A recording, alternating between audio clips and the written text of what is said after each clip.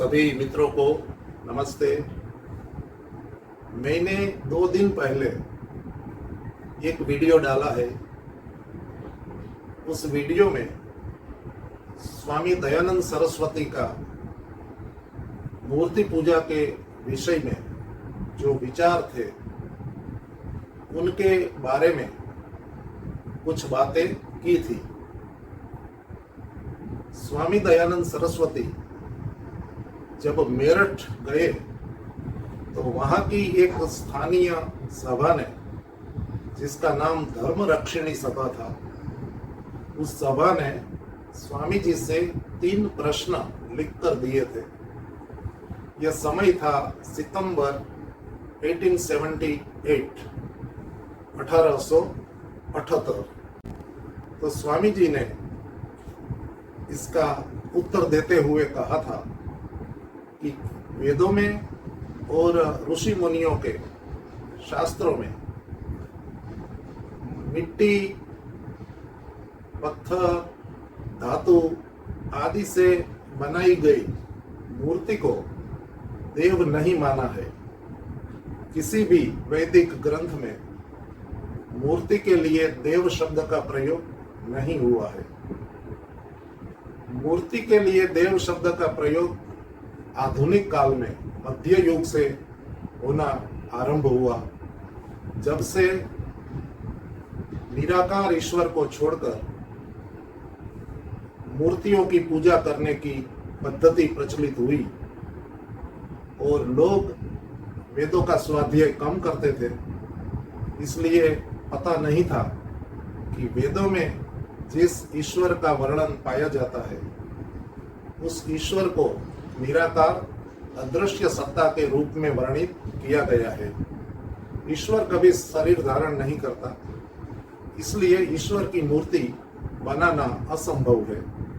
स्वामी दयानंद ने अपने उत्तर में वेदों के 3 मंत्र उद्धृत किए और बताया कि वेदों में मूर्ति पूजन का निषेध है। न तस्य प्रतिमा अस्ति, ऐसा यजुर्वेद के 32वें अध्याय के 3 मंत्र में कहा गया है। इसके बाद स्वामी दयानंद ने वेदों के और 2 प्रमाण भी दिए। एक था हिरण्य गर्भः समवर्तताग्रे। यह मंत्र ऋग्वेद में भी है, यजुर्वेद में भी है और संभवतः अथर्ववेद में भी है। इस मंत्र में कहा है कि इस संपूर्ण जगत का स्वामी परमात्मा एक ही है।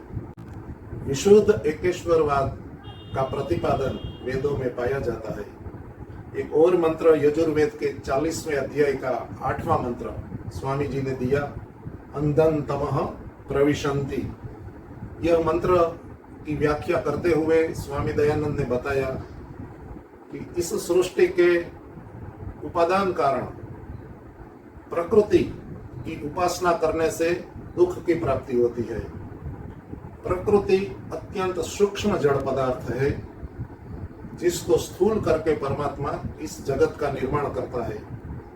और इस प्रकृति से जो स्थूल पदार्थ उत्पन्न होते हैं वे प्राकृतिक पदार्थों की उपासना करने से और अधिक दुखों को भोगना पड़ता है।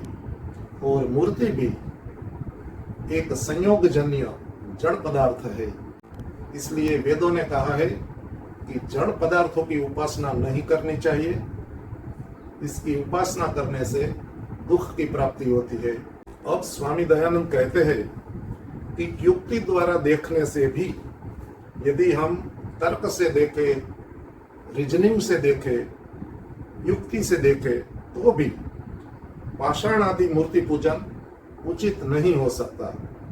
यदि हम बुद्धिपूर्वक विचार करें, युक्तिपूर्वक विचार करें, तो भी पत्थर आदि में से बनाई गई मूर्तियों की पूजा करना उचित नहीं हो सकता। क्यों उचित नहीं हो सकता? उन्होंने कहा कि यदि यह कहा जाए कि हम पाषाण आदि मूर्ति में देव की भावना करते हैं, मूर्ति पूजक लोग प्रायः यह दलील देते हैं कि हम पत्थर आदि की मूर्ति में देव की अर्थात परमात्मा की भावना करते हैं, कुछ उसको पाषाण आदि नहीं मानते।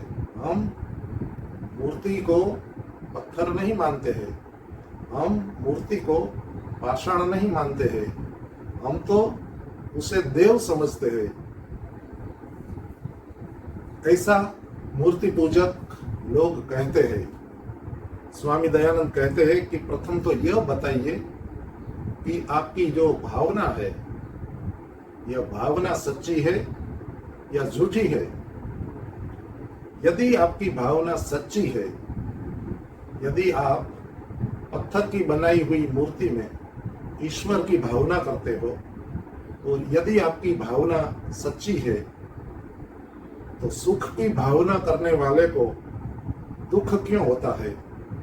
प्रायः लोग सुख की कामना करते हैं, सुख की भावना करते हैं कि हमें सुख मिले, फिर भी दुख की प्राप्ति होती है।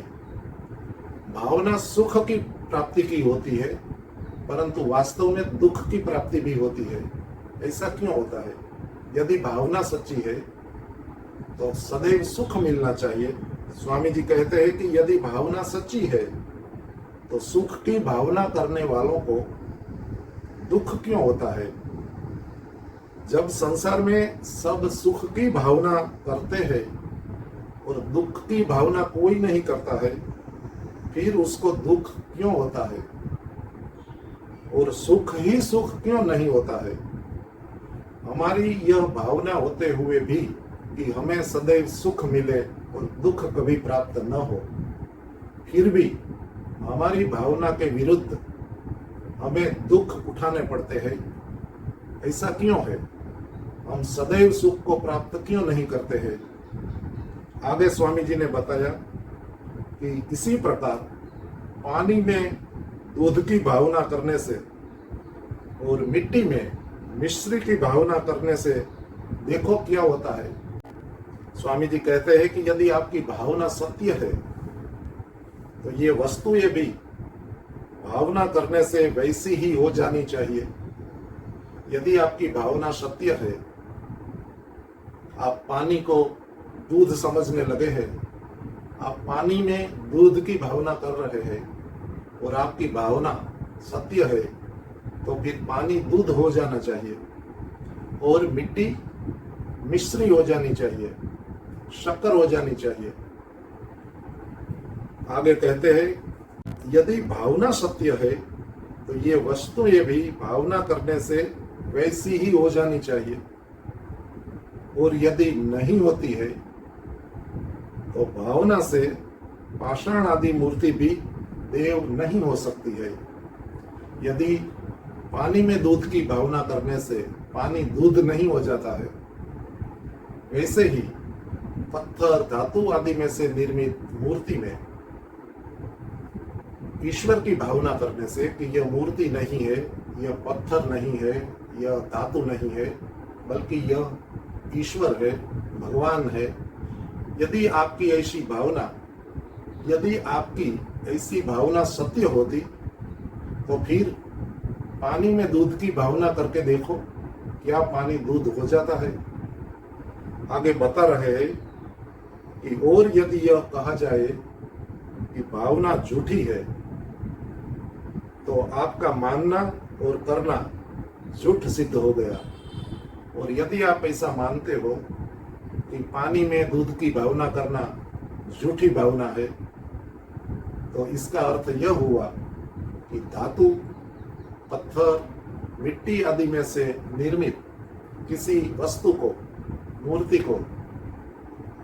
में, ऐसी मूर्ति में ईश्वर की भावना करना कि यह मूर्ति नहीं लेकिन ईश्वर है, यह भावना भी झूठी सिद्ध हो जाएगी। और यदि आपकी भावना झूठी है तो आपका यह मानना कि मूर्ति ही भगवान है और फिर मूर्ति की पूजा करना, यह भी झूठ हो जाएगा। इसलिए भावना सत्य सत्य होनी चाहिए, अर्थात जो वस्तु पदार्थ जैसा है उसे वैसा ही समझना भावना कहलाता है। यदि हम एक पदार्थ में दूसरे पदार्थ की भावना करेंगे तो यह मिथ्या भावना कहलाएगी। इसके आगे स्वामी जी ने कहा कि यदि आप यह कहो कि चूंकि परमेश्वर सब में व्यापक है, इसलिए पाषाण आदि मूर्तियों में भी व्यापक है, तो यह आपकी बहुत बड़ी भूल है। कई बार मूर्ति पूजा करने वाले लोग यह कहते हैं कि परमात्मा सर्वव्यापक है, इसलिए परमात्मा मूर्ति में भी है। यहाँ तक तो बात ठीक है कि परमात्मा सर्वव्यापक होने से इस पूरे संसार में, पूरे जगत में, जगत के सभी पदार्थों में परमात्मा व्यापक है। परंतु मूर्ति पूजा के संदर्भ में यह बात हमें थोड़ी गंभीरता से विचार करनी होगी। स्वामी जी कहते हैं कि यह आपकी बड़ी भूल है। भूल क्यों है? आप लोग चंदन और पुष्प आदि लेकर मूर्तियों पर चढ़ाते हैं। जो लोग मूर्ति पूजा करते हैं वे लोग मूर्ति के ऊपर पुष्प चढ़ाते हैं, चंदन आदि लगाते हैं, ऐसा करते हैं। स्वामी जी कहते हैं कि क्या चंदन और फूल में परमेश्वर व्यापक नहीं है?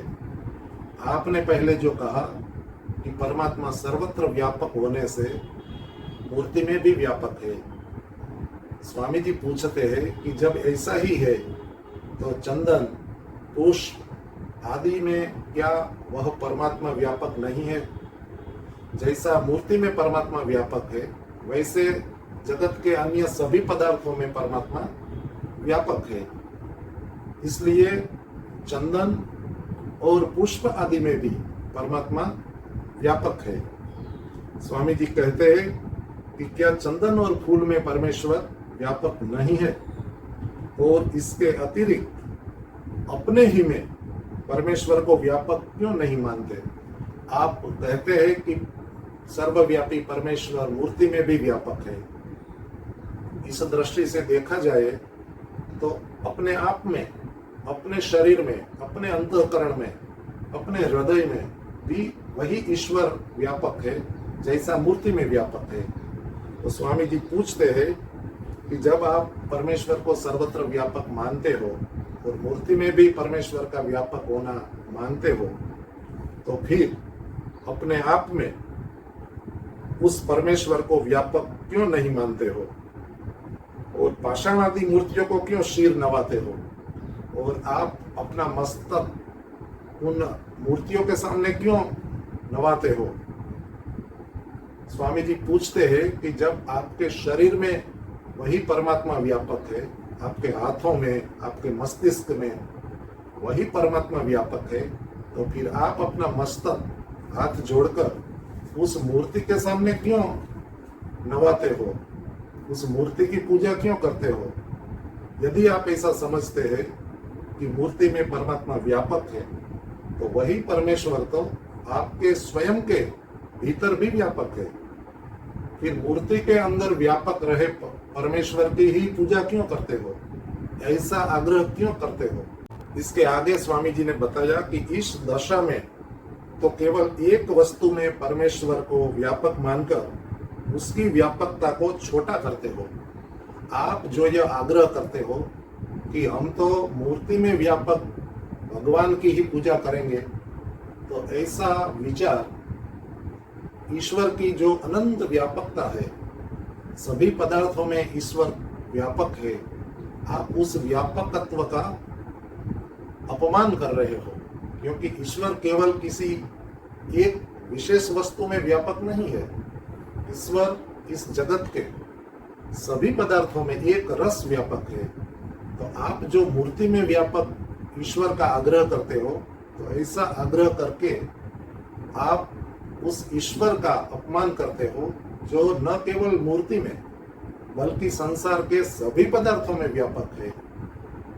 तो आप परमात्मा की व्यापकता का अवमूल्यन कर रहे हो। स्वामी जी कहते हैं कि ऐसा नहीं करना चाहिए।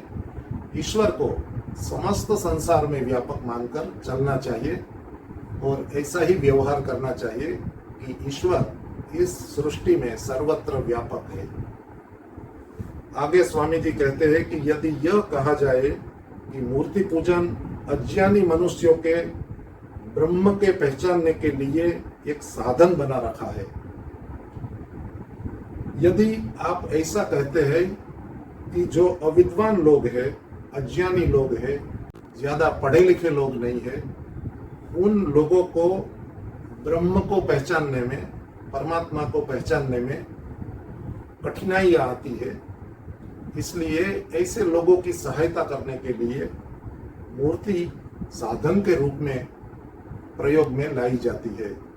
कई बार कई मूर्ति पूजक लोग यह दलील भी प्रस्तुत करते हैं कि देखो, निराकार ईश्वर की उपासना करना, ध्यान करना कठिन कार्य है, इसलिए सामान्य लोगों के लिए मूर्ति एक साधन है जिसकी सहायता से ब्रह्म के संबंध में व्यक्ति विचार कर सकता है, ब्रह्म को पहचानने के लिए सहायक होती है मूर्ति, ऐसी दलील करते हैं। स्वामी जी कहते हैं कि यह जो बात है आपकी कि मूर्ति की सहायता से, मूर्ति को साधन बनाने से अज्ञानी लोगों को ब्रह्म को पहचानने में सहायता प्राप्त होती है, यह बात कहते हैं कि बुद्धि और युक्ति से पूर्णतया दूर है।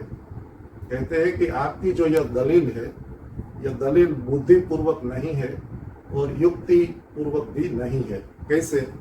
स्वामी जी बता रहे हैं कि गुण गुणी से और गुण प्राप्त करने के साधनों से मिलता है। कोई भी गुण गुणी से मिलता है। गुणी अर्थात वह गुण जिस द्रव्य में, जिस पदार्थ में है, उस पदार्थ को गुणी बोलते हैं। जैसे कि मिठाई में मिठास का गुण है, तो मिठास गुण का गुणी हुआ मिठाई।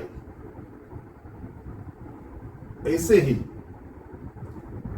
किसी भी गुण का जो द्रव्य होता है, उस द्रव्य को कहते हैं गुणी। सूर्य गुणी है और प्रकाश उसका गुण है। इसलिए स्वामी जी कहते हैं कि गुण को प्राप्त करना है तो गुणी से ही प्राप्त किया जा सकता है।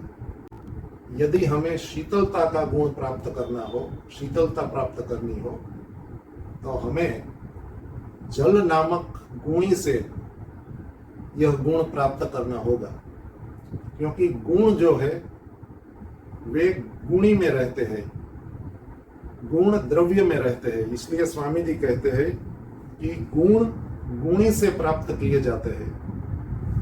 हमें यदि परमात्मा के गुणों को प्राप्त करना है तो वे गुण हमें केवल परमात्मा से ही प्राप्त हो सकते हैं, अन्य पदार्थ से प्राप्त नहीं हो सकते हैं।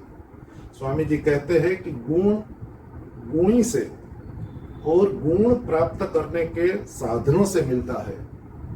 जैसे सूर्य का प्रकाश गुण प्राप्त करना हो तो आंख की आवश्यकता होगी। स्वामी जी इसलिए कहते हैं कि गुण को प्राप्त करना है तो गुणी से प्राप्त करो, उस द्रव्य से प्राप्त करो जिस द्रव्य का वह गुण है, और गुण प्राप्त करने का योग्य साधन होना चाहिए। आगे बताते हैं कि जड़ पदार्थ, जैसे मूर्ति एक जड़ पदार्थ है, जड़ पदार्थ और ऐसे साधनों से, मूर्ति जैसे जड़ साधनों से कभी ईश्वरीय गुण नहीं मिल सकता है। जो गुण ईश्वर के हैं वे गुण हमें जड़ मूर्ति से कभी प्राप्त नहीं हो सकता है। यदि हम जड़ मूर्ति को ईश्वरीय गुणों को प्राप्त करने का साधन मानकर चलते हैं तो गुणों की प्राप्ति होना असंभव है। स्वामी जी यह बता रहे हैं, जड़ पदार्थ और ऐसे साधनों से कभी गुण नहीं मिल सकता है। जो हमें ईश्वरीय गुण चाहिए वह मूर्ति से प्राप्त नहीं हो सकते हैं। इसलिए पाषाण आदि मूर्ति पूजन से तो दिन प्रतिदिन बुद्धि पत्थर होती जाएगी। स्वामी जी कहते हैं कि इसलिए जो मूर्ति का जड़त्व धर्म है, जैसे मूर्ति ज्ञान शून्य होती है, मूर्ति में कॉन्शियसनेस नहीं होती है, चेतना नहीं होती है, मूर्ति एक जड़ पदार्थ होता है।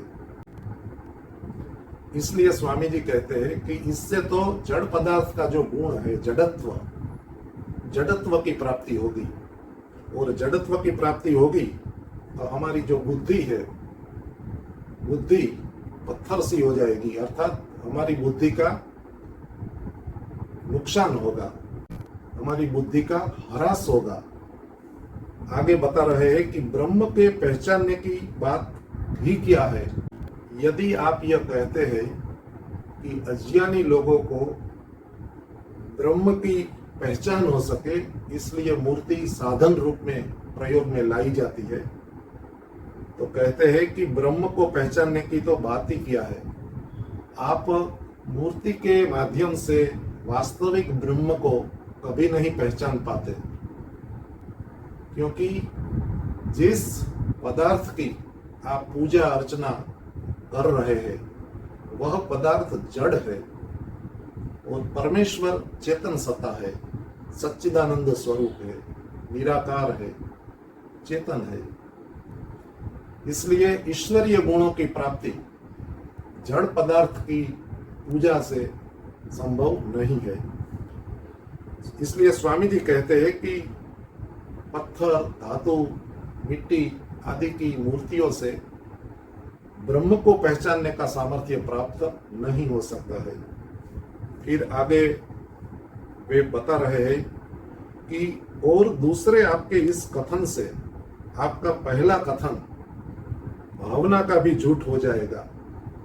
अभी जो आप यह बता रहे हैं कि यह केवल एक साधन रूप है जिससे अज्ञानी लोगों को सहायता मिले, तो फिर आपकी जो पहली बात थी कि हम मूर्ति में ईश्वर की भावना करते हैं, यह बात आपकी झूठ सिद्ध हो जाएगी।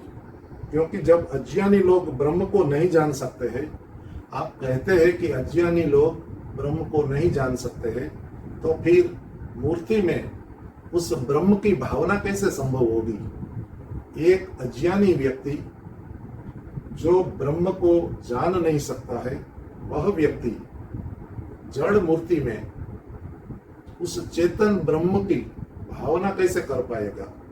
इसलिए स्वामी जी कहते हैं कि वे केवल पाषाण आदि मूर्ति को परमेश्वर जानेंगे, ऐसे लोग तो उस मूर्ति को ही परमेश्वर मानेंगे।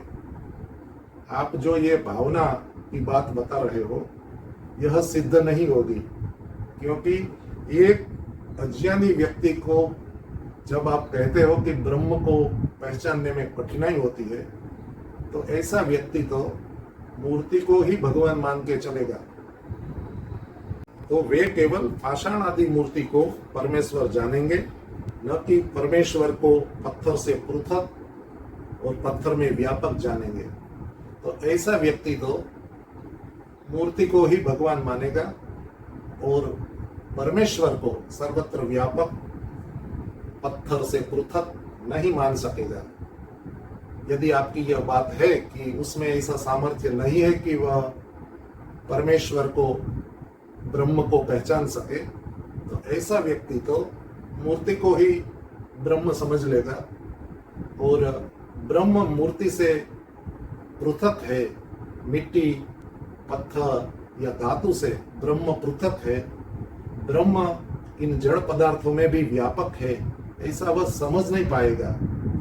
आगे कहते हैं कि और यदि यह कहो कि हम पाषाण आदि मूर्ति में प्राण प्रतिष्ठा करके प्राण डाल देते हैं, सभी मूर्ति पूजक यही कहेंगे कि मूर्ति वैसे तो जड़ होती है, परंतु जब प्राण प्रतिष्ठा की जाती है, कुछ मंत्रों का पाठ किया जाता है, नदियों से जल लाकर स्नान कराया जाता है, तो फिर मूर्ति सचेतन हो जाती है, जीवंत हो जाती है। ऐसा मूर्ति पूजकों का कहना होता है।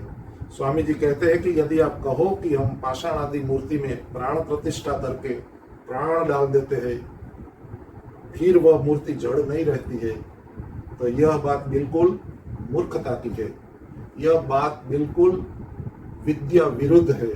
प्रत्यक्ष आदि प्रमाणों से विरुद्ध है। कोई भी मूर्ति प्राण प्रतिष्ठा करने के बाद किंचित मात्र भी परिवर्तित नहीं होती है।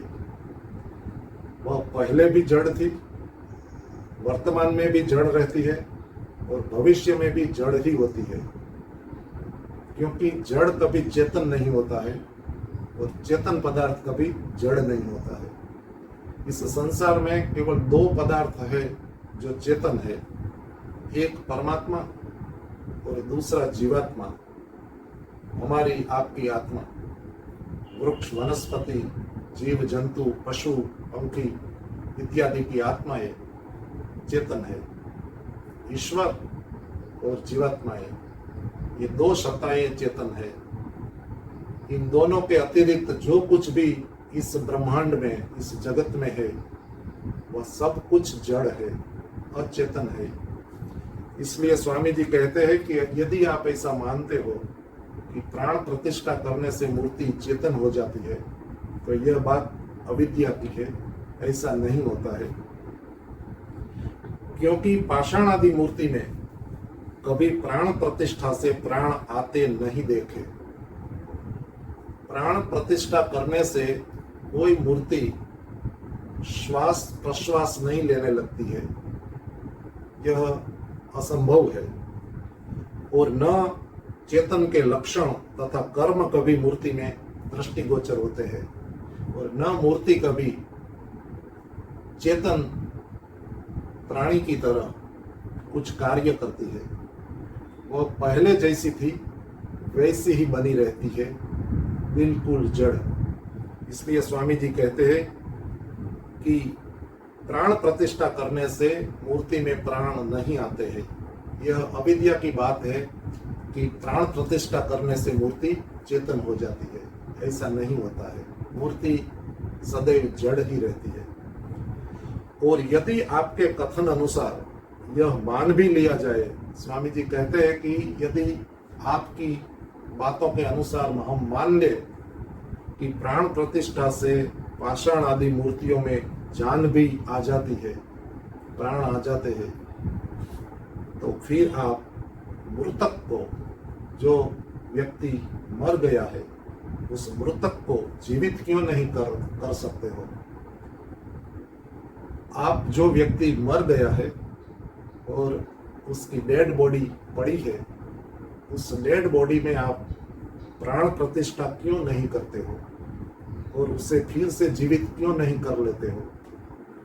मृतक शरीर में तो श्वास के आने के लिए छिद्र भी होते हैं। जो व्यक्ति अभी अभी मृत्यु को प्राप्त हुआ है, उसके शरीर में श्वसन तंत्र पूरा विद्यमान होता है। सांस लेने की, सांस छोड़ने की, फेफड़े, यह सब कुछ विद्यमान होता है। परंतु पाषाण आदि मूर्तियों में कुछ भी नहीं होता है, जबकि पत्थर, धातु आदि में से बनाई गई मूर्तियों में न श्वास लेने के organ है, न फेफड़े है, कुछ भी नहीं है। आप लोग जब ऐसी जड़ मूर्ति में प्राण प्रतिष्ठा कर देते हो, तो जो आपका स्वजन अभी अभी मृत्यु को प्राप्त हुआ है, उसके मृत शरीर में, कि जिस शरीर में सारे ऑर्गन्स अवेलेबल है, उसमें क्यों प्राण प्रतिष्ठा नहीं करते हो? इसलिए प्राण प्रतिष्ठा को स्वामी दयानंद एक बहुत बड़ा पाखंड समझते थे और वे चाहते थे कि हमारे देशवासियों इसकी वास्तविकता को समझे और इस पाखंड से स्वयं को मुक्त करें। आगे एक अंतिम बात स्वामी जी लिख रहे हैं, जो प्रश्नकर्ताओं ने उठाई थी उसके उत्तर में।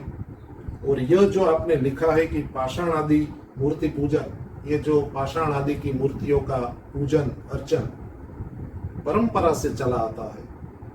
धर्मरक्षिणी सभा ने अपने प्रश्न में यह लिखा था कि मूर्ति पूजा सनातन है। इसका उत्तर देते हुए स्वामी जी कहते हैं कि जो आपने लिखा है कि पाषाण आदि मूर्ति पूजन परंपरा से चला आता है, तो यह केवल भ्रम और अविद्या का फल है। स्वामी जी कहते हैं कि यह भी एक भ्रम है और अविद्या का परिणाम है। स्वामी जी कहते हैं कि विचार तो कीजिए कि यदि पाषाण आदि मूर्ति पूजन सनातन है तो वेदों में उसकी शिक्षा होनी चाहिए। यदि मूर्ति पूजा सनातन होती तो मूर्ति पूजा का प्रतिपादन वेदों में अवश्य होता, क्योंकि वेद सनातन है। वेदों को सनातन माना जाता है, नित्य ज्ञान माना जाता है, ईश्वरीय ज्ञान माना जाता है, अपौरुषेय माना जाता है, परम प्रमाण माना जाता है, सनातन माना जाता है। तो स्वामी जी कहते हैं कि यदि मूर्ति पूजा सनातन होती तो वेदों में, जो वेद सनातन है, उन वेदों में मूर्ति पूजा का प्रतिपादन अवश्य होता। और जब वेदों में उसकी शिक्षा नहीं है, जब वेदों में मूर्ति पूजन करने का कहीं भी उपदेश नहीं है, तो पाषाण आदि मूर्ति पूजन भी सनातन नहीं है। इससे सिद्ध होता है कि मूर्ति पूजा सनातन नहीं है।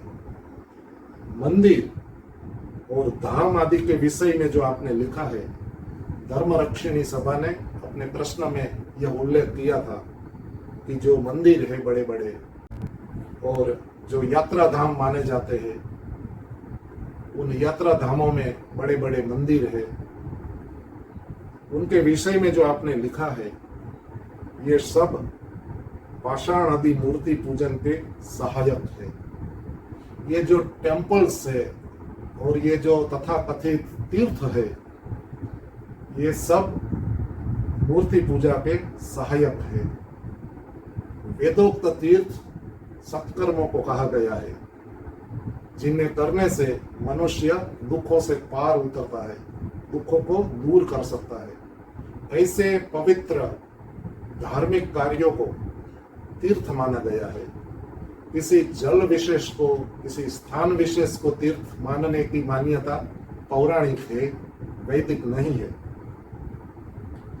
इसलिए स्वामी जी लिखते हैं कि मंदिर और धाम आदि के विषय में जो आपने लिखा है, ये सब पाषाण आदि मूर्ति पूजन के सहायक है।